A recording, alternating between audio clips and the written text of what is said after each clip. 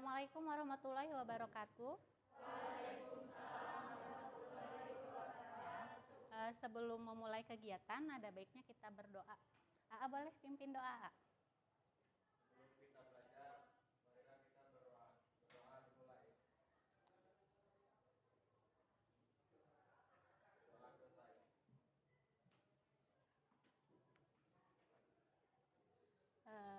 Ibu absen terlebih dahulu ya. Andika Ramdhani, Anissa Fitri Nurfadilah, belum hadir. Oh. Cindi Susilawati, Cleo Puspa, Dani Janwar, Delvira Kurnia, Ega Sapta Maulana, Erlin Aulia,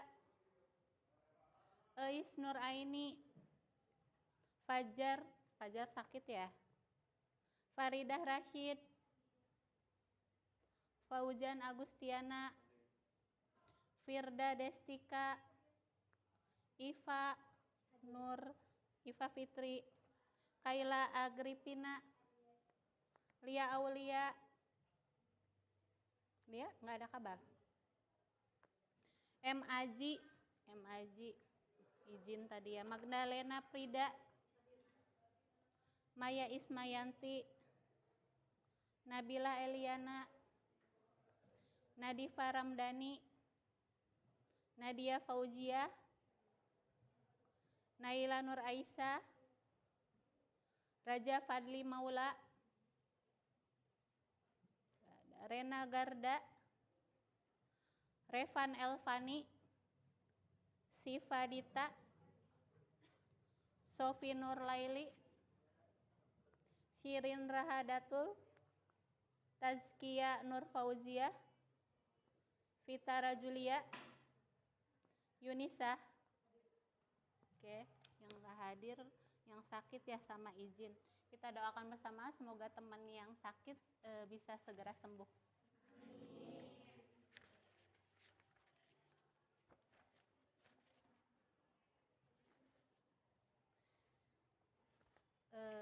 Gimana kabarnya hari ini? Alhamdulillah yang masuk sehat semua ya. Sebelum mulai kegiatan, Ibu akan memberikan ice breaking terlebih dahulu ya. Bisa ikutin nanti instruksi Ibu. Kalau Ibu bilang selamat pagi, kalian tepuk tangan 1 kali. Kalau Ibu bilang selamat siang, kalian tepuk tangan 2 kali. Kalau Ibu bilang selamat sore, 3 kali. Kalau Ibu bilang selamat malam, ya kalau Ibu bilang selamat malam, bobo, oke. Selamat pagi, selamat sore, selamat pagi, selamat siang, selamat malam. Oh, pintar, konsentrasi semua. Sekali lagi, selamat pagi, selamat sore, selamat pagi, selamat siang, ada yang salah ya, selamat siang, selamat malam. 1 orang, oke. Hari ini Ibu akan menyampaikan materi memilih program studi di perguruan tinggi.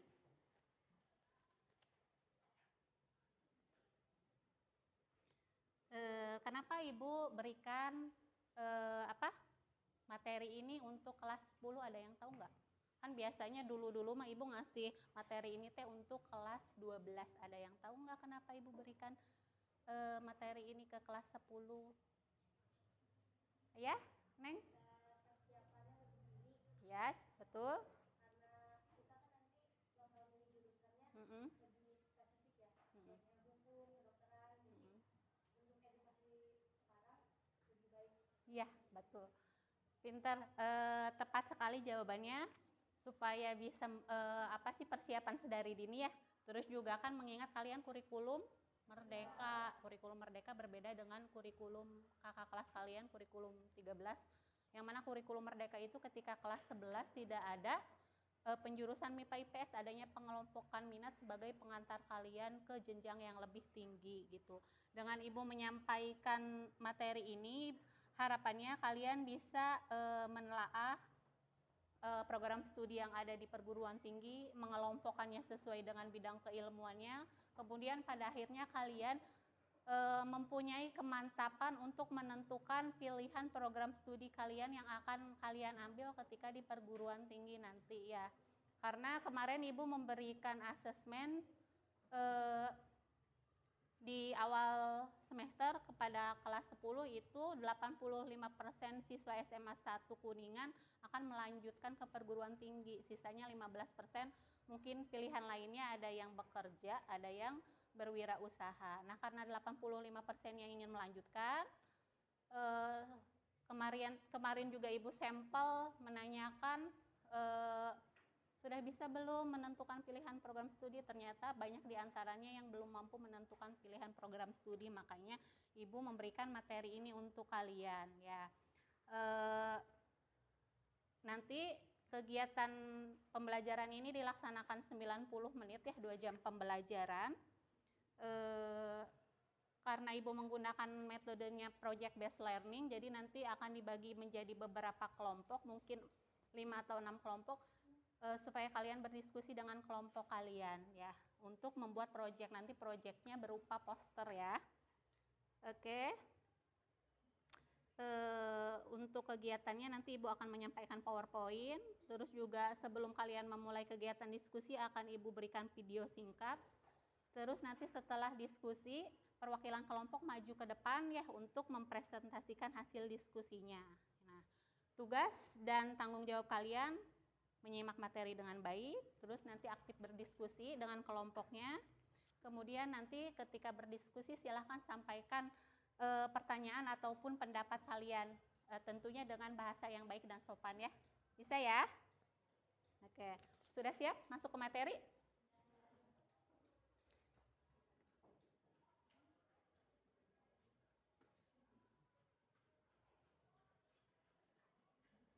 Langsung ya ke materi ya. Nih ada memilih program studi di perguruan tinggi. Sebelum kalian memilih program studi, Ibu ingin menjelaskan dulu, karena perguruan tinggi itu kan ada beberapa macam nih. Yang pertama bisa kita lihat ada universitas, ada institut, ada sekolah tinggi, ada politeknik, ada akademi. Ada yang bisa menyampaikan pendapat apa itu universitas?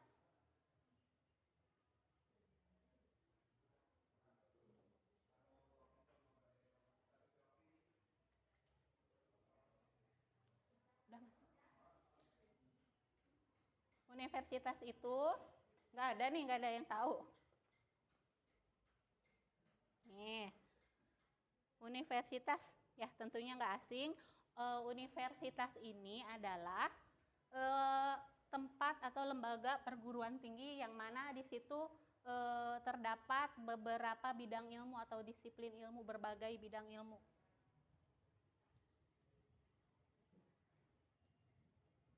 Nah, nanti beberapa bidang ilmu itu maksudnya nanti ada fakultas ya.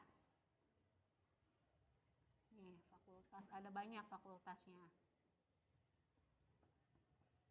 Ibu berikan contoh dulu.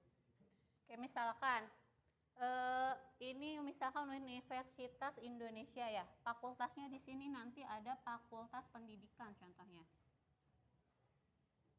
Ada Fakultas Ekonomi.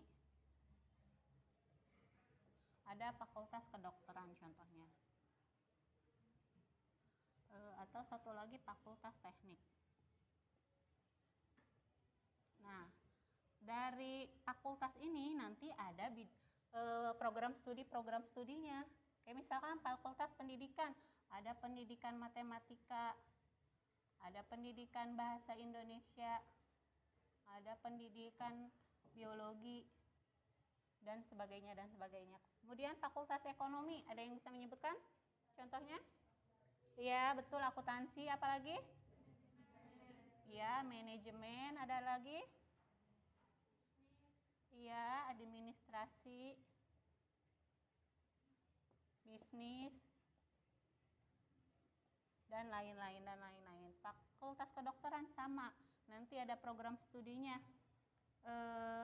Misalkan ilmu gizi, Itu kan masuk ke sini ya. Anestesi.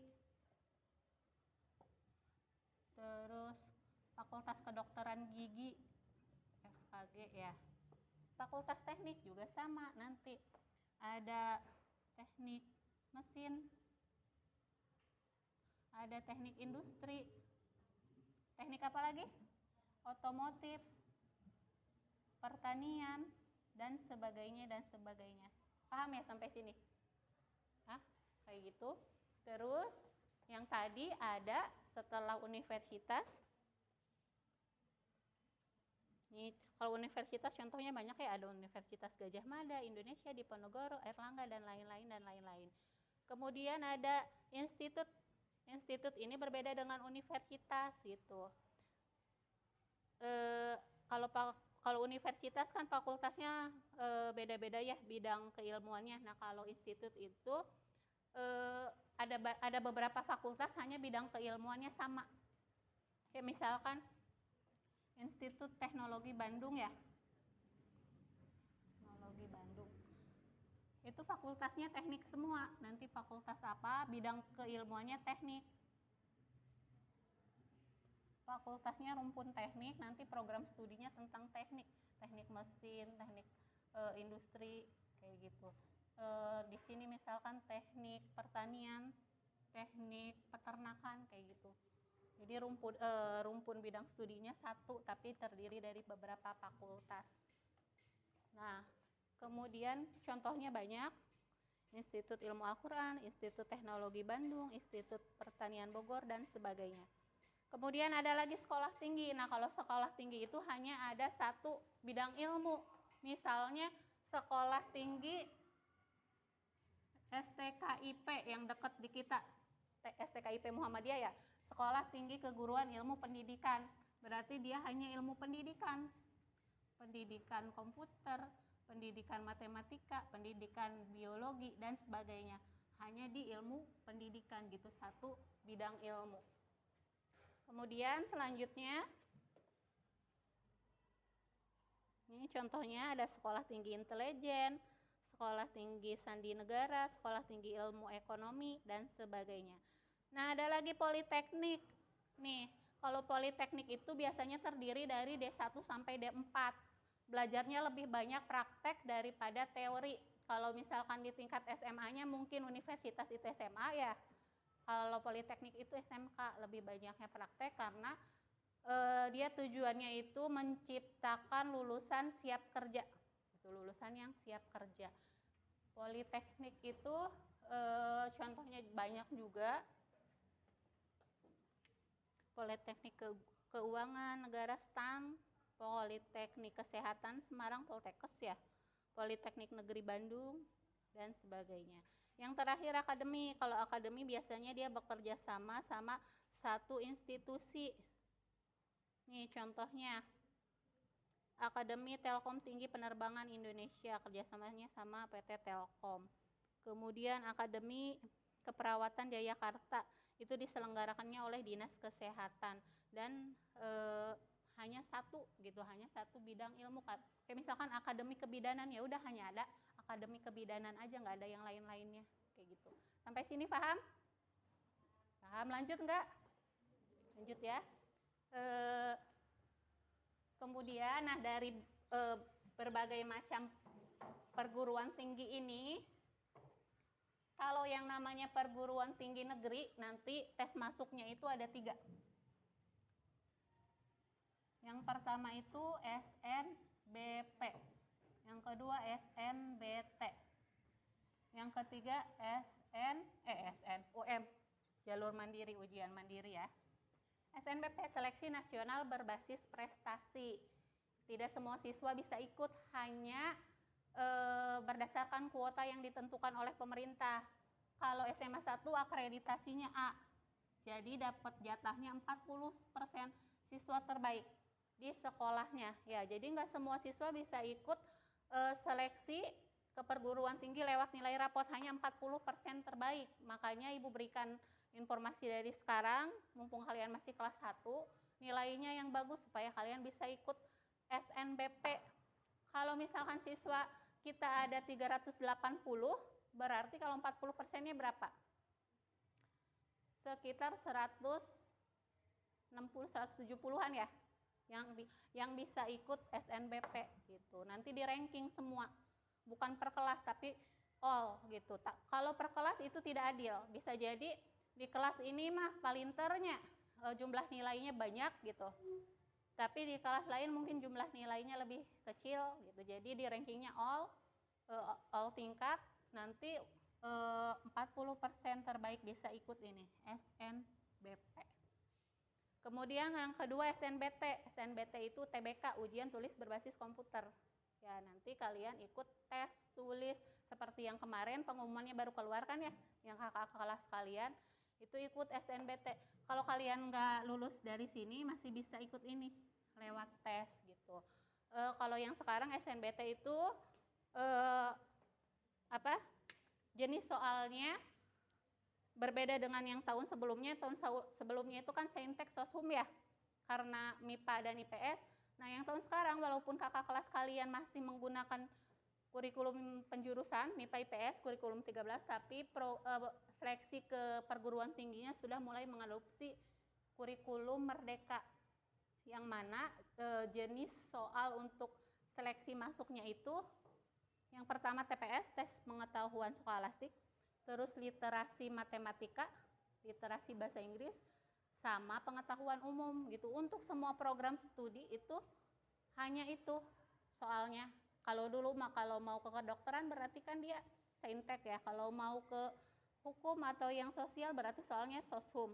Kalau sekarang enggak, mau ke kedokteran, mau ke ekonomi, mau ke teknik, jenis soalnya sama itu, keempat itu, tapi nanti bobot nilainya berbeda. Mungkin untuk yang kedokteran bobot nilai yang harus dicapai mungkin tinggi ya, sekitar berapa ratus misalnya, Ibu belum tahu.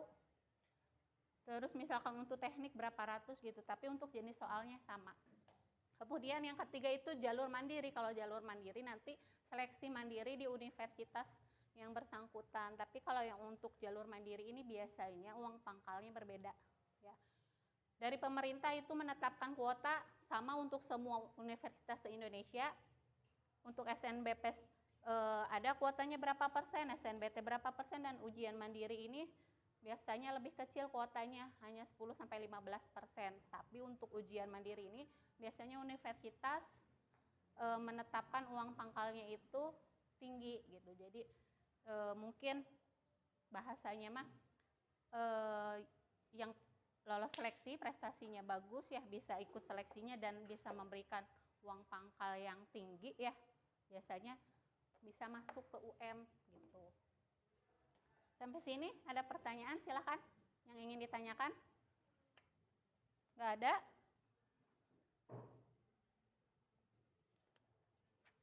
Nggak ada yang ingin ditanyakan? Oke, karena nggak ada yang ingin ditanyakan, kita lanjut ke topik strategi memilih perguruan tinggi. Tapi Ibu ingin kalian mendiskusikan secara mandiri.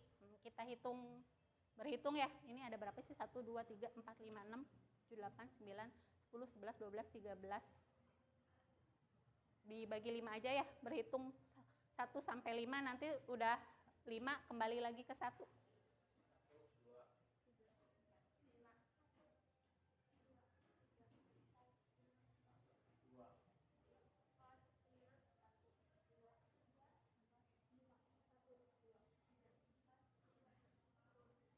Silakan bergabung dengan kelompoknya, 1 dengan 1, 2 dengan 2, 3 dengan 3, 4 dengan 4, 5 dengan 5.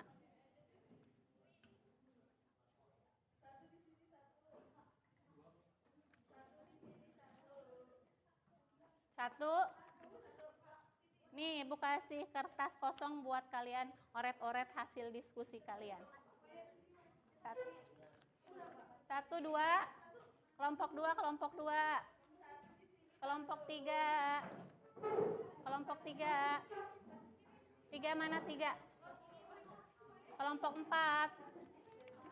Kelompok 5. 5, 5, 5. Sudah berkumpul dengan kelompoknya?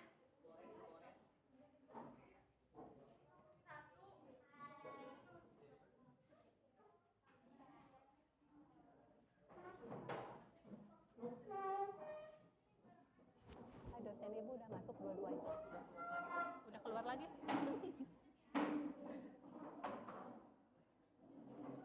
Sudah berkumpul dengan kelompoknya.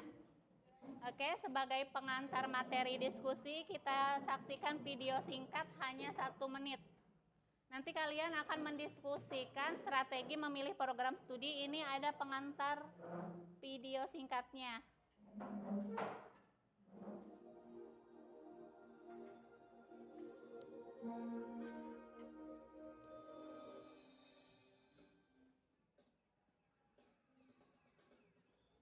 Memilih program studi atau yang disingkat dengan prodi bukan urusan mudah dan bukan persoalan yang sepele. Banyak faktor yang harus diperhitungkan dan dipikirkan.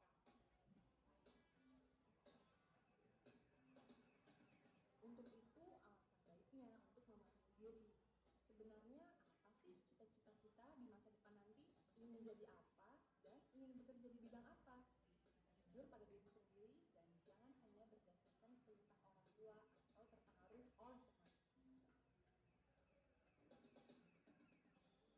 Pertimbangkan akreditasi lembaga dan program studi karena merupakan bukti otentik dari kualitas penyelenggaraan pendidikan di sebuah kampus. Pertimbangkan juga biaya kuliah dan lokasi. Nah, lokasi ini penting nih. Apabila kita kuliah di luar kota, maka konsekuensinya kita harus hidup sendiri dan biaya kuliah juga akan lebih tinggi. Lihat konsep kerja dari program studi yang dipilih untuk setelah nanti. Apakah program studi yang diambil dapat mengantarkan kalian mendapatkan pekerjaan dan waktu yang sesuai? Oleh sebab itu, pelajari dan pahami dengan seksama profil program studi yang akan kalian pilih.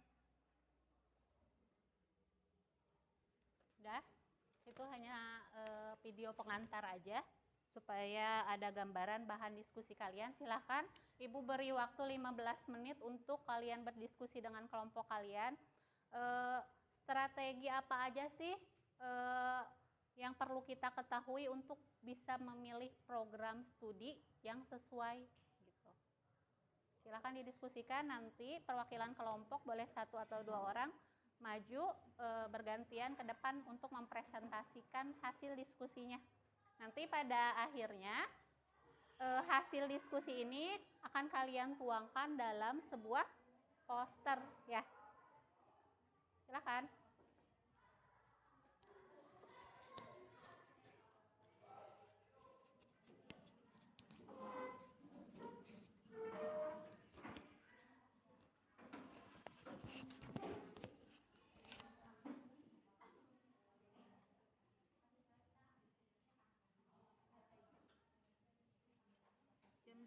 Jam 8.34, 15 menit sampai jam 8.50 ya.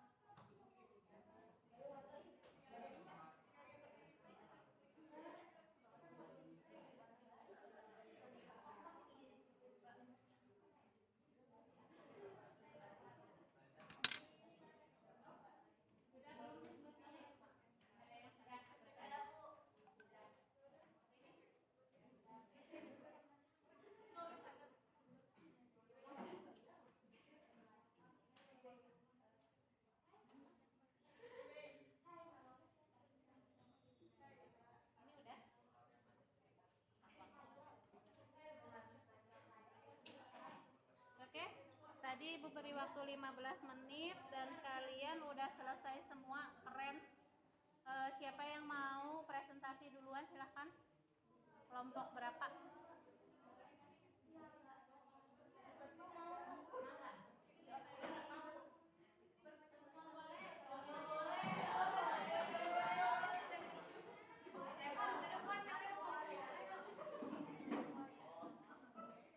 Silahkan disimak, ini perwakilan dari kelompok pertama yang menyampaikan hasil diskusinya. Nanti dari kelompok yang lain boleh menyampaikan pertanyaan atau pendapat yang silakan. Baik, Assalamualaikum warahmatullahi wabarakatuh.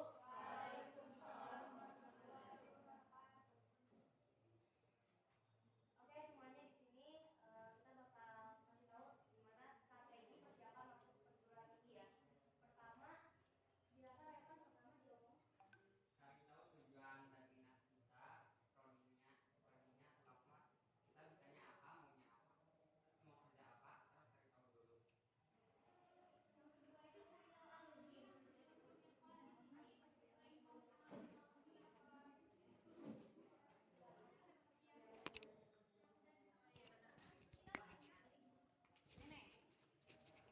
Coba. Oke, yang ketiga tentunya persiapan nilai 1 sampai 5 ya. Karena di sini kan kita ada SNMBP, SNBP. Buat yang mau masuk SNBP atau jalur rapot prestasi itu harus menyiapkan nilai 1 sampai 5. Untuk yang mau persiapan UTBK atau SNBP harus persiapkan UTBK dari kelas 10. Betul, betul. Yang keempat kita harus punya plan A sama plan B. Jadi sekiranya kita nggak keterima kita masih punya plan B. Iya. Contohnya plan B-nya tuh kerja, terus gap year.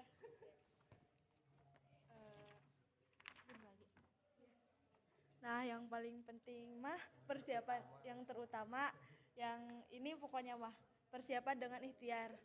Betul kan? Ya. Juga guys, jadi nggak bisa ngopi-ngopian sih sebenarnya, tapi harus dibantu dengan Tuhan. Amin, Ya amin. doa amin. Terus yang ini strategi persiapan masuk perguruan tingginya. Yang pertama itu meminimalisir saingan. Terus yang kedua itu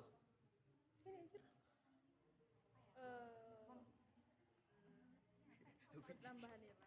Oh iya. mempertahankan nilai. Terus yang ketiga mengikuti lomba sesuai passionnya dan diusahakan lombanya itu lomba nasional. Soalnya kan kalau nggak salah tuh dari yang jalur SNBP tuh perluin sertifikat lomba minimal 3 ya? Iya. Untuk nambah nilainya juga. Oke, untuk penjabaran yang tadi ada 3 nomor kan. Maksud dari meminimalisir saingan itu kita beri contoh. Dalam satu kelas ada 32 orang. Kan kita sekarang dikelompokinnya berdasarkan misalnya 1 ada kedokteran, 2 teknik, 3 dan lain-lain.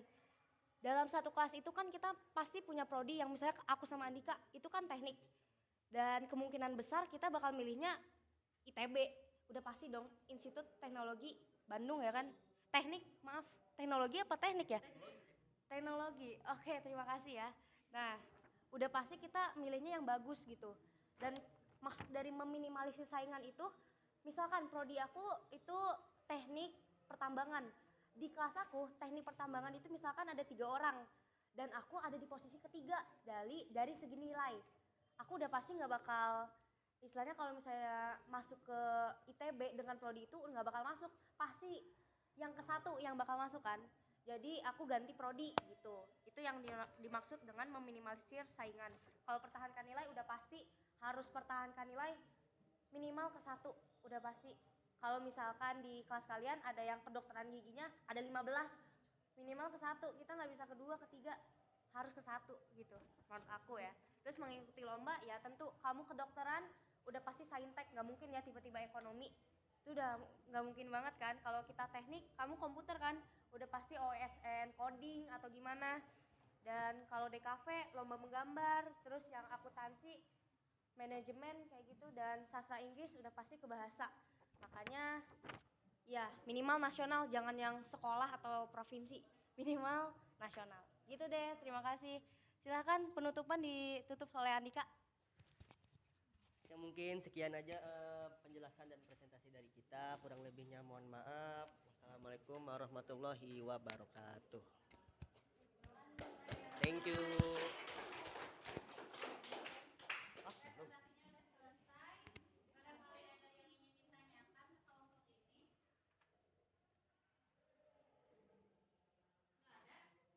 Monggo.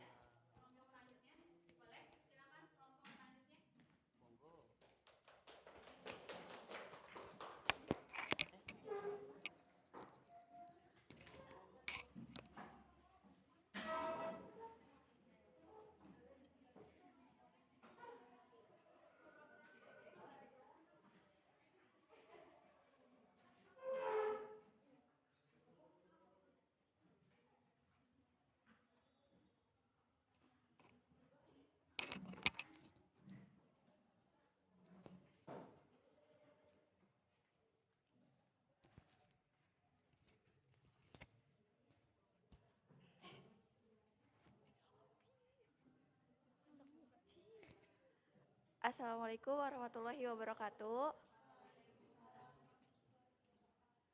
Kita dari kelompok 2 akan membacakan tentang strategi masuk ke perguruan tinggi yang kita inginkan. Boleh dibacakan sama Opi. Yang pertama, memahami kemampuan atau kelebihan dan kekurangan yang ada pada diri kita. Jadi sebelum kita mau ngambil jurusan apa, harus tahu dulu kelebihan dan kekurangannya biar enggak salah pilih gitu. Yang kedua, mencari tahu syarat atau bobot nilai di fakultas yang ingin kita tuju. Syaratnya yaitu untuk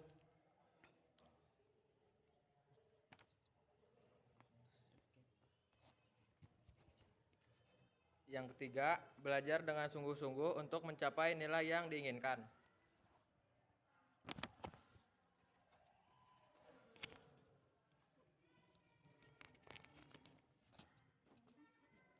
Yang keempat, konsultasi pada orang yang dapat membimbing kita pada tujuan tersebut. Yang kelima, mempelajari materi untuk program studi yang kita inginkan. Jadi meskipun kurikulum merdeka ya kan kita disuruhnya tuh buat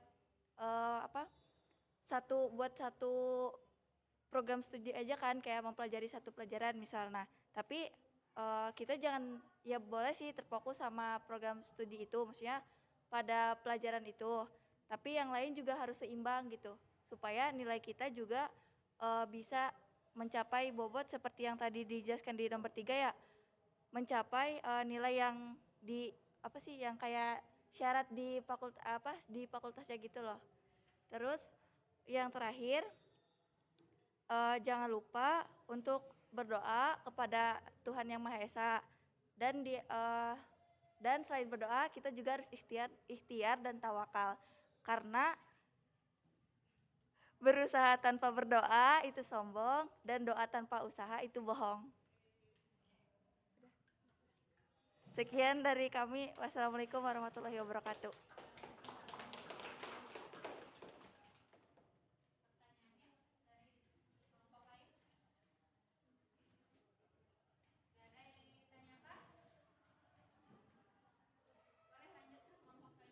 Terima kasih.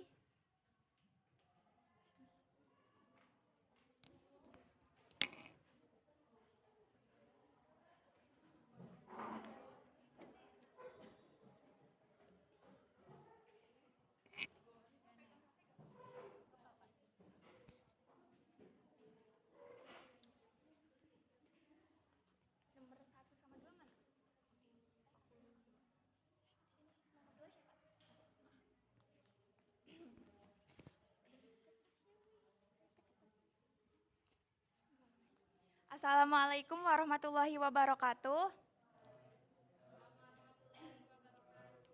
Perkenalkan, kami dari kelompok 3 yang akan memberi informasi tentang strategi memilih program studi. Strategi pertama dalam memilih program studi adalah mengenali minat dan bakat dalam diri kita. Jadi kayak kalau misalnya kita di sekolah minatnya tuh ke pelajaran ekonomi, terus kayak kita tuh seneng banget nih kalau pelajaran ekonomi.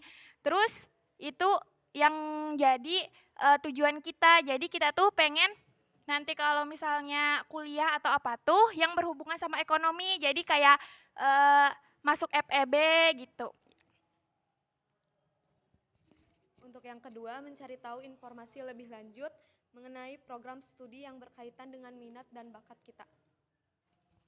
Jadi yang pasti kan kita bakal mencari tahu jurusan perguruan tinggi yang sesuai dengan minat dan bakat kita. Jadi kayak kalau misalnya kita memiliki bakat dan minat ekonomi, kita pengen masuk FEB, terus kayak kita tuh nyari tahu di mana aja sih universitas yang ada jurusan yang kita mau itu, kayak misalnya di UGM, FEB UGM, terus sekaligus mencari tahu tentang biaya, lokasi, jarak, dan akomodasi. Jadi kita juga pasti nyari tahu kayak nanti kalau misalnya kita kuliah di sana tuh kita nanti mau tinggal di mana, terus kayak kita transportasi ke universitasnya kita mau naik apa gitu-gitu. Terus mencari tahu juga apakah ada alumni yang sudah masuk ke universitas itu atau enggak. Soalnya kan kalau misalnya nanti kita mau daftar lewat jalur SNBP, alumni juga lumayan mempengaruhi. Yang ketiga, menyiapkan diri dari segi akademik. Kayak misalnya kita tuh berusaha ningkatin nilai kita dari semester 1 sampai semester 5. Terus mengikuti bimbel untuk meningkatkan nilai jika kayak kita tuh ngerasa kurang nih di pelajaran apa yang nanti kita mau tuju tuh kita butuh pelajaran itu. Jadi kita ikut bimbel biar nilai kita yang mata pelajaran itu tuh tetap naik. Hal terakhir yang dapat dilakukan setelah berusaha adalah bertawakal kepada Allah Subhanahu wa taala. Seperti tadi yang sudah kelompok lain bicarakan, kita juga setelah berusaha tidak lupa untuk bertawakal dan menyerahkan diri kepada Tuhan kita masing-masing, kepada Allah Subhanahu wa taala. Karena jika kita cuman berusaha tanpa berdoa dan tanpa meminta kepada Allah, belum tentu itu yang kita mau akan terwujud. Oke, sekian dari kelompok kita. Kurang lebihnya mohon dimaafkan. Wassalamualaikum warahmatullahi wabarakatuh.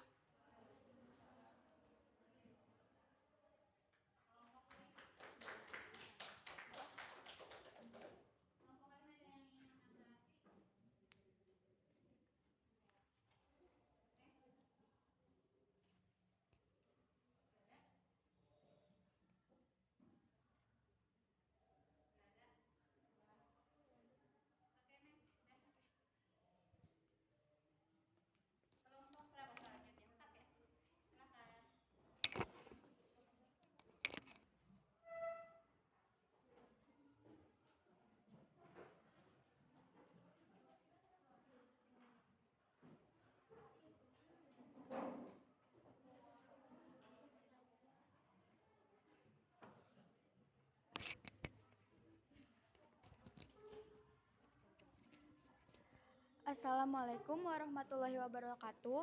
Kami dari kelompok 4 ingin menjelaskan tentang strategi masuk perguruan tinggi. Yang pertama, kalian pilih jalur seleksi yang tepat tergantung pada kemampuan penalaran dan potensi masing-masing. Nah, tentunya bukan sembarang memilih ya, harus melalui pertimbangan yang matang. Juga kalian kenali minat dan potensi diri masing-masing.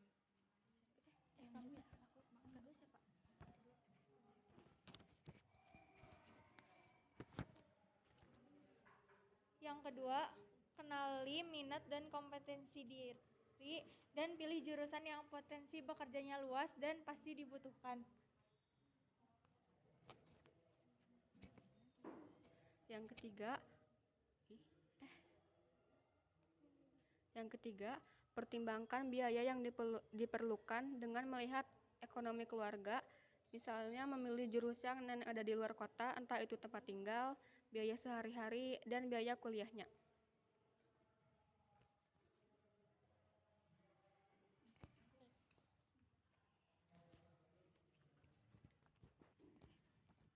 Untuk selanjutnya, pertimbangkan biaya yang diperlukan dengan melihat ekonomi keluarga bila memilih jurusan yang ada di luar kota, entah itu tempat tinggal, biaya sehari-hari, dan biaya kuliahnya. Untuk selanjutnya itu kita harus mengetahui dulu tentang passion, sama ikut tes minat dan bakat atau riset jurusan dan perguruan tinggi.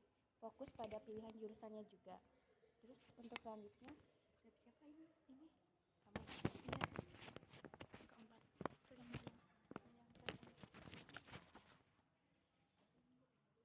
Yang kelima itu mempersiapkan diri untuk meningkatkan nilai yang cukup tinggi. Boleh juga mengikuti tes atau bimbel dan tes tryout. Mengikuti tes tryout atau simulasi SNBT atau UTBK itu kalian bisa mencari informasi yang diadakan oleh universitas di kotamu atau ikuti tryout yang tersedia di internet. Tryout UTBK atau SNBT bertujuan untuk mengukur sejauh mana kemampuan kamu dalam menghadapi tes. Kamu bisa mengetahui seberapa besar peluang kamu untuk memenuhi target nilai untuk masuk ke perguruan tinggi negeri. Ditambah lagi, tryout melatih kesiapan mental kamu juga.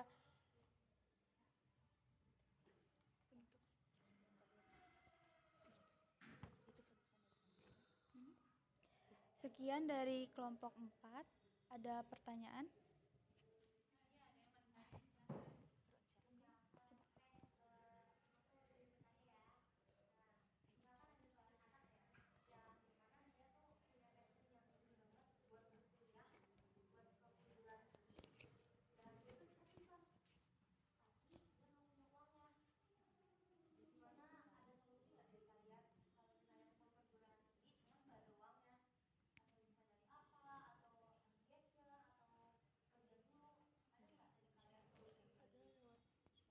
Bisa lewat KIPK kayak Kartu Indonesia Pintar, bisa dapat beasiswa dari universitasnya, nanti biaya bangunannya gratis, semua gratis, dan dapat uang saku juga dari universitasnya.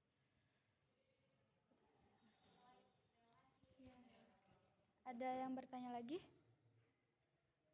Sekian dari kami. Wassalamualaikum warahmatullahi wabarakatuh.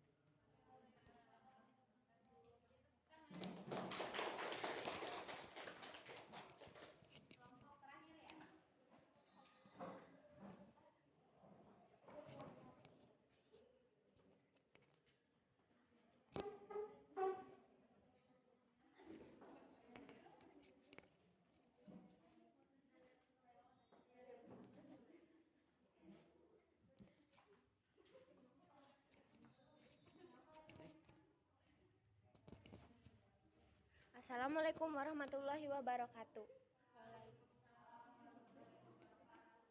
Kami dari kelompok 5 ingin menjelaskan strategi memilih program studi di perguruan tinggi. Dan yang pertama akan dijelaskan oleh Cleo. Baik, untuk yang pertama itu kita harus mengenali minat diri sendiri. Jadi kita itu harus tahu dulu kita sukanya kayak kerjanya kayak gimana gitu kan.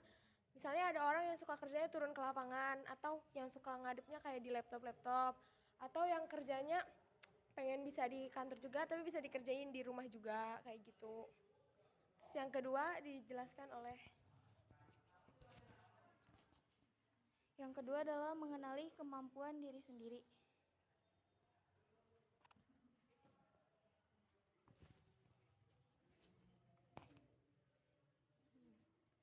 Yang ketiga adalah mencari informasi untuk mempersiapkan diri dalam memilih program studi.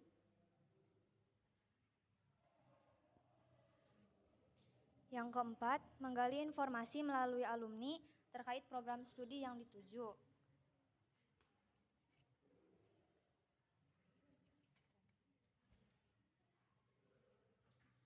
Yang kelima adalah memperkirakan dan menyesuaikan biaya program studi kemampuan ekonomi.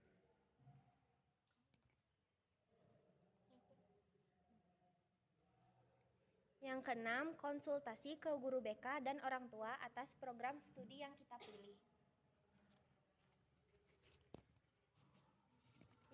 Lalu yang ketujuh itu mempersiapkan diri sedini mungkin atas minat dan kemampuan kita. Yang kedelapan, menekuni bidang yang mana sih? Menekuni bidang yang dituju. Lalu yang terakhir yaitu memilih lalu yang kesembilan yaitu memilih perguruan tinggi yang dituju sesuai dengan minat dan bakat kita.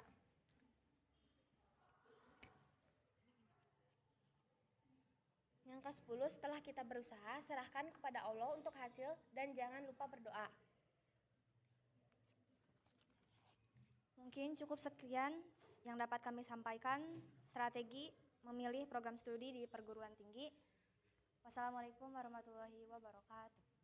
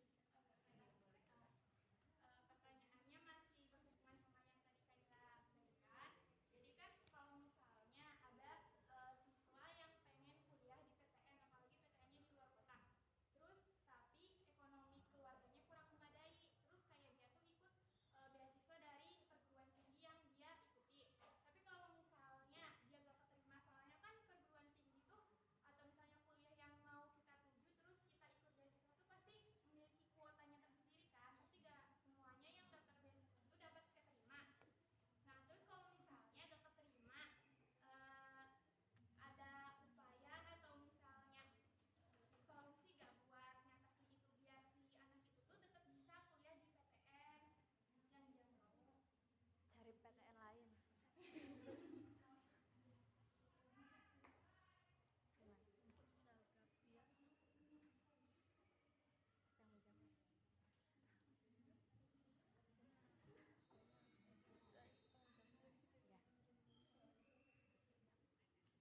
Mungkin bisa nunggu setahun lagi jadi gap year gitu.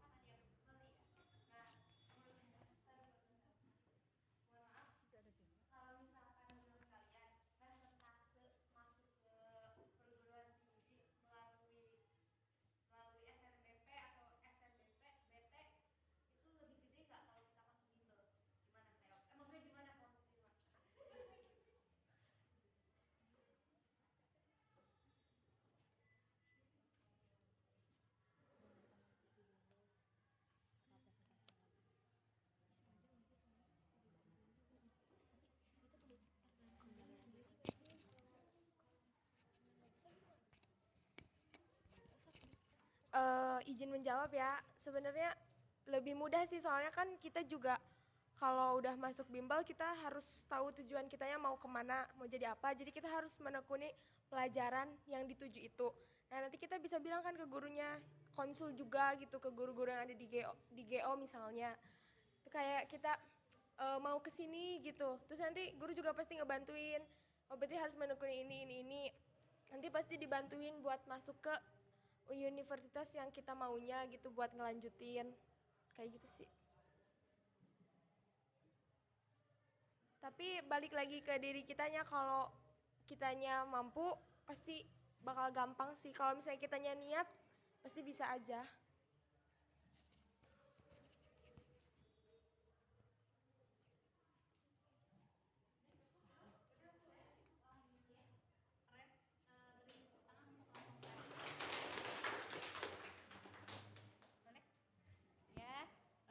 Alhamdulillah kegiatan diskusi udah selesai. Ibu ingin menanggapi tadi dari hasil presentasi kalau 5 kelompok ya, nggak ada yang salah, semuanya betul. Dari hasil diskusi kalian tadi Ibu rangkum. Yang pertama kenali bakat dan minat, kemudian lokasi universitas, biaya, kemudian harus ikhtiar juga. Terus juga ada tadi alumni itu mempengaruhi juga ya untuk yang seleksi SNBP. Kemudian pahami jalur seleksi yang akan diikuti. Kemudian kenali kemampuan kalian, konsultasi dan ikut bimbel. Tadi pertanyaan terakhir, ikut bimbel itu ada pengaruhnya enggak ya? Kalau menurut pandangan Ibu sendiri, ya tentunya usaha tidak akan pernah mengkhianati hasil ya. Kalau misalkan ikut bimbel nggak ada pengaruhnya, nggak akan ada bimbel-bimbel di sini eksis ya. Sedangkan kita tahu di lingkungan kita aja bimbel ada banyak, contohnya neutron, GO, kumon, embrio. Mereka sampai dengan saat ini eksis karena apa? Ya karena mungkin sudah terbukti ada apa sih perbedaan antara anak yang sekolah biasa, belajar biasa dengan anak yang ikut bimbel itu prestasinya berbeda, kemudian progres masuk ke perguruan tingginya berbeda. Walaupun ya memang tidak bisa dipungkiri ada anak yang ikut bimbel tapi kok kenapa nggak lulus SNBP-nya, nggak lulus SNBT-nya, itu kan tetap dipengaruhi oleh berbagai faktor. Tapi memang ada apa sih perbedaan presentasi kelulusan antara yang ikut gitu ya sama yang tidak. Tapi buat kalian yang apa sih terkendala biaya, Bu, saya ingin ke perguruan tinggi. Tapi kalau untuk ikut bimbel itu kan tidak murah ya. Kita ketahui bimbel itu harganya cukup apa sih mahal, enggak mungkin ya, masih terjangkau menengah ke atas lah. Tapi kalau untuk kalangan siswa yang mungkin benar-benar dari kalangan ekonomi tidak mampu tapi dia ingin masuk ke perguruan tinggi, masih banyak jalan, iya masih banyak jalan lain, masih banyak jalan menuju Roma istilahnya. Banyak bimbel online yang harganya lebih terjangkau, kemudian juga kalau kalian aktif, soal-soal untuk seleksi itu biasanya banyak apa sih channel-channel YouTube yang membahas gitu. Kalian rajin-rajin belajar dari manapun, belajar mandiri. Misalkan nyari contoh-contoh soalnya di internet atau mungkin dari YouTube. Nah, nanti ketika ada beberapa soal yang kalian nggak pahami, bedanya anak bimbel mungkin bisa tanya ke guru bimbelnya. Tapi kalau bukan anak bimbel, di sini ada Bapak Ibu guru ya, di sekolah ini Bapak Ibu guru yang siap melayani kalian. Kalau kaliannya aktif bertanya, nggak ada guru yang nggak mau ngejelasin. Ya misalkan di luar jam pelajaran, kalian sedang ingin berusaha masuk ke PTN, sedang berlatih soal-soal masuk ke PTN, tapi ada soal yang kurang dipahami, bertanya misalkan ke guru matematika, Bu, kalian izinnya baik-baik sopan Bu, saya meminta bimbingannya ini udah pasti dipastian ya, pasti dikasih gitu. Terus juga tadi apalagi ya, untuk yang tidak mampu, kalau dari SMA 1 kalau dulu kan terkenalnya mungkin kalangan ekonominya menengah ke atas ya, jadi pasti pada mampu, tapi karena sekarang jalur zonasi, ya ada beberapa anak yang dari kalangan ekonomi kurang mampu, tapi mereka punya prestasi gitu. Jangan patah semangat gitu. Sekarang ada KIP, tidak mesti perlu kartu KIP nanu kotak teh, nggak mesti gitu. Kamu nanti diarahkan untuk mendaftar ke halaman KIPK, mengisi biodata diri, di situ ada tahapannya, diisi semua sampai dengan selesai. Kalau kamu sudah ter-DTKS, artinya sudah terdaftar di Dukcapil ya, kakak kamu udah terdaftar, itu biasanya langsung ada beberapa tahapan yang terskip karena sudah terverifikasi di sana. Tapi kalau belum ter-DTKS, kamu ikuti aja langkahnya di situ. Ketika diminta unggah foto rumah ya diunggah, unggah foto rekening listrik diunggah, ikuti sampai selesai, sampai kamu punya nomor pendaftaran. Kalau punya nomor pendaftaran KIP, kamu tinggal ikuti seleksinya, mau yang mana, mau yang ini. Masukin nanti nomor pendaftaran KIP-nya ke sini. Jadi daftarnya 2 nanti ke halaman ini sama ke halaman KIP. Halaman KIP nanti dapat nomor pendaftaran, langsung nge-link otomatis gitu. Ketika kamu daftar ke sini tapi sebelumnya sudah mendaftar di halaman KIP, di sini langsung ada keterangan muncul otomatis bahwa kamu itu calon penerima beasiswa KIP. Ketika seleksi ininya lulus, berarti kamu kuliahnya pakai KIP. Nah, kalau nggak lulus gimana? Kan masih ada 2 ini. Bisa pakai KIP nggak? Tetap bisa. Ikut lagi ke sini, kalau yang pakai KIP itu nggak bayar, kalau yang nggak pakai KIP, SNBT itu bayar 200.000 ya.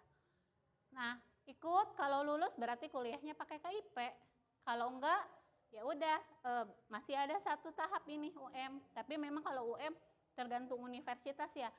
Dan kuota untuk KIP lebih sedikit karena dia sasarannya untuk mahasiswa yang calon mahasiswa yang menengah ke atas gitu. Terus Bu, apa yang memberikan KIP hanya PTN saja? Tidak. Semua universitas, baik negeri maupun swasta, ya semua perguruan tinggi, baik negeri ataupun swasta yang sudah bekerja sama dengan pemerintah, itu bisa menyediakan KIP. Contohnya jangan jauh-jauh, Uniku juga ada kan, tapi memang kuotanya dibatasi, itu hanya ada sekian. Nah, keuntungannya apa yang kuliah dengan KIP? 1, biaya kuliah itu full ditanggung oleh pemerintah. Jadi kamu dari mulai daftar sampai lulus itu tidak keluar biaya sedikit pun kecuali JAS ya, alma mater. Alma mater itu bayar sendiri. Kayaknya hampir di semua universitas karena tidak ditanggung oleh pemerintah. Kan paling hanya berapa ratus ribu ya untuk MPLS, untuk MOS dan alma mater. Selebihnya itu full ditanggung oleh pemerintah. Kalau kamu kuliahnya S1 berarti 4 tahun. Kalau D3 ya 3 tahun. Kemudian nanti dapat uang saku. Uang sakunya menyesuaikan dengan kota masing-masing universitas tersebut karena biaya hidup itu berbeda. Kalau di Kuningan sekitar 600.000 per bulan, dibayarkannya 6 bulan sekali. Jadi setiap 6 bulan itu setiap 1 semester dapat uang saku 3.600.000 ya. Kalau untuk Bandung dan Jakarta kalau nggak salah 1 juta per bulan, dibayarkannya 6 bulan sekali. Ya memang kalau untuk biaya hidup, misalkan 1 juta di Bandung cukup apa? Kos aja udah misalkan 300.000 ya.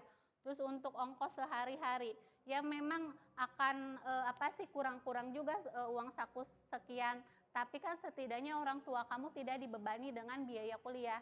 Jadi anggap saja orang tua kamu itu nyakolahkan SMA gitu ya. Menyekolahkan SMA tinggal ngasih uang sakunya sehari-hari. Tapi untuk biaya hidupnya itu sudah biaya kuliahnya ditanggung oleh pemerintah gitu. Jangan patah semangat kalau orang tuanya tidak mampu, asalkan kamu ada keinginan, ada niat. Terus Bu harus berprestasi enggak? Kan tadi udah dibilang kalau yang SNBP berarti 40%. Yang minimal kamu termasuk ke 40% ini supaya kamu bisa ikut seleksi ini. Nah, kalau yang SNBT terbuka untuk seluruh calon mahasiswa lulusan sekarang dan 2 tahun ke belakang gitu. Jadi kalau misalkan tahun sekarang nggak lulus, masih bisa ikut 2 tahun lagi, tahun selanjutnya dan tahun selanjutnya.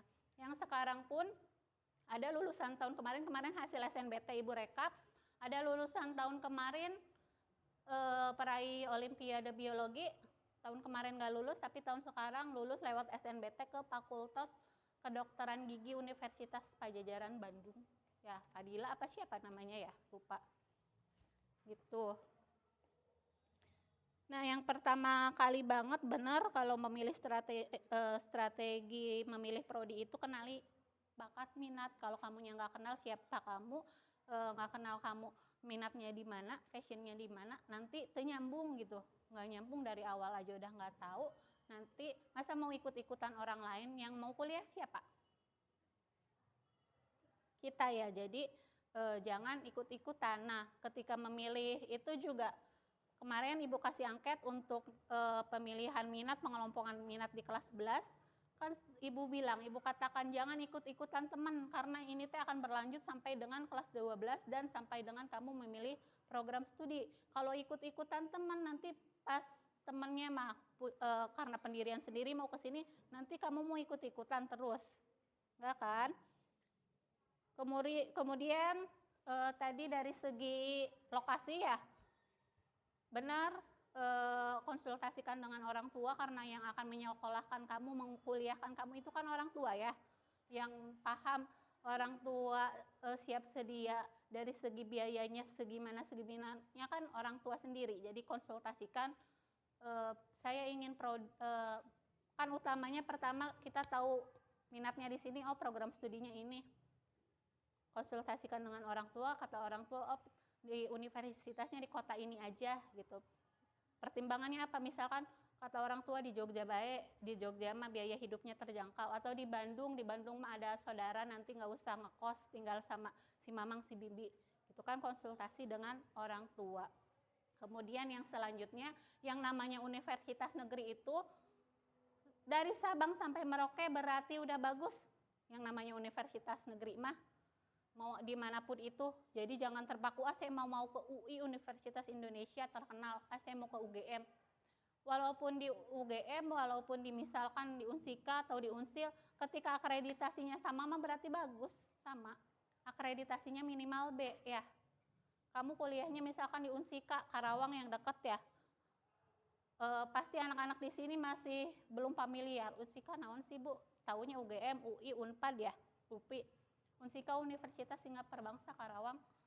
UNJ Universitas Negeri Jakarta ya. Kalau akreditasinya minimal B itu udah bagus gitu. Sama aja kamu kuliah di UI, akreditasinya B atau A ya sama, berarti levelnya udah sama, setara, bagus gitu.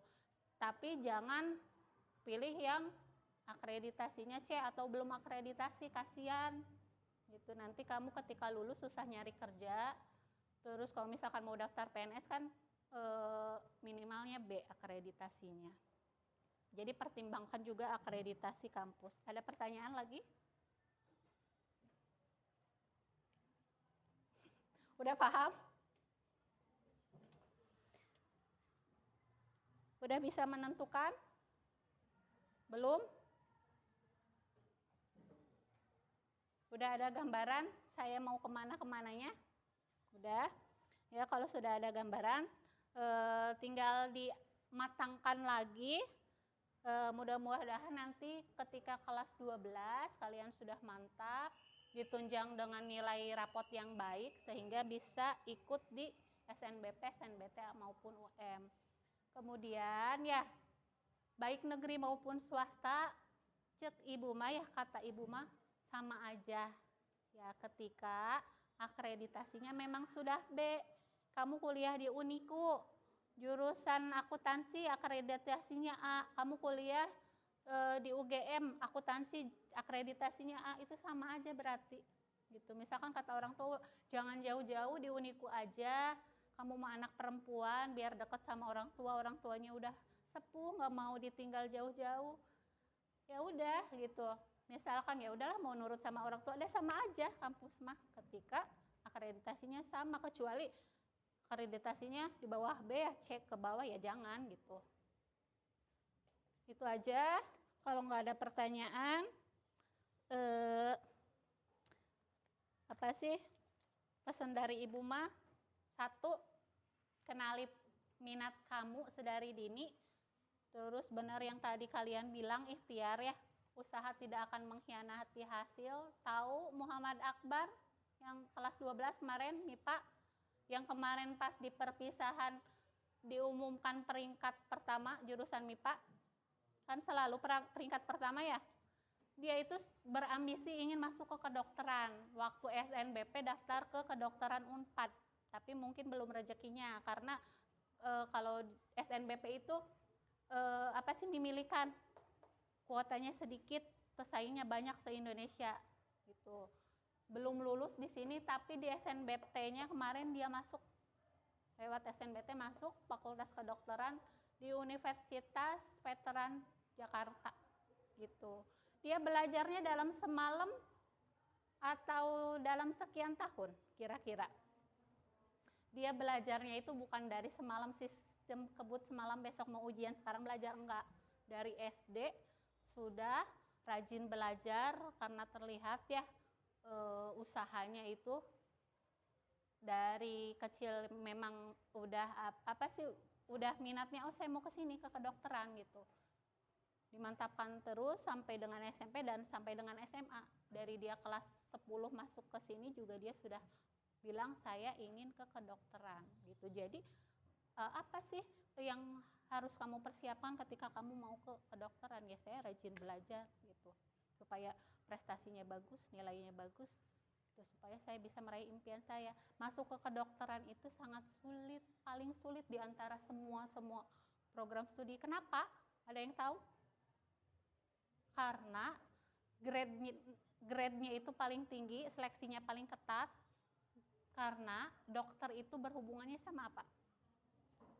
Sama keselamatan nyawa manusia. Kalau sistem seleksinya abal-abal, kamu mau ketika kamu sakit diperiksa sama dokter yang kurang berkompeten, ya nggak mau kan? Nah, dokter itu berhubungannya sama keselamatan nyawa manusia. Jadi ketika seleksi di universitas manapun, fakultas kedokteran pasti paling ketat karena ingin menyaring bibit-bibit unggul, manusia-manusia yang berkompeten di bidangnya gitu. Kamu periksa salah obat ya salah diagnosa, anfal ya. Gitu. Kalau misalkan ilmu sosial makan enggak. Ilmu sosial yang lain enggak enggak saklek gitu ya, enggak membahayakan. Oke, cukup sekian karena waktunya sudah mau habis ya, 10 menit lagi. Ibu akan membagikan LKPD. LKPD itu lembar kerja peserta didik melalui Google Form ya. Silakan dibuka HP-nya, Ibu sharekan. Ada LKPD-nya. Hanya ada 5 pertanyaan. 5 pertanyaannya tentang materi yang dipelajari hari ini. Silakan menurut pendapat kalian masing-masing.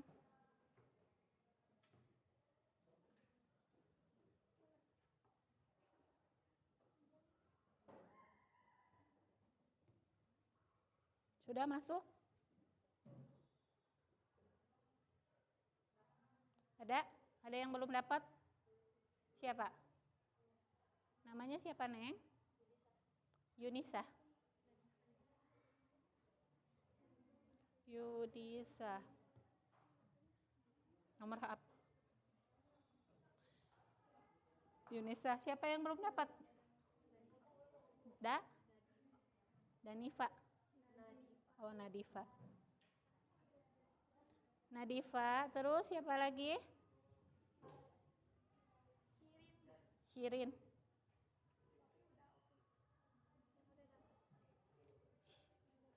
Shirin. Kaila.